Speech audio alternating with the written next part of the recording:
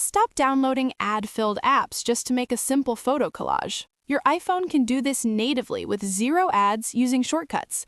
Open the Shortcuts app and tap the plus icon in the top right corner. Let's rename this new shortcut to Combine Photos so it's easy to find later. First, search for Select Photos and add it. This is the most important step.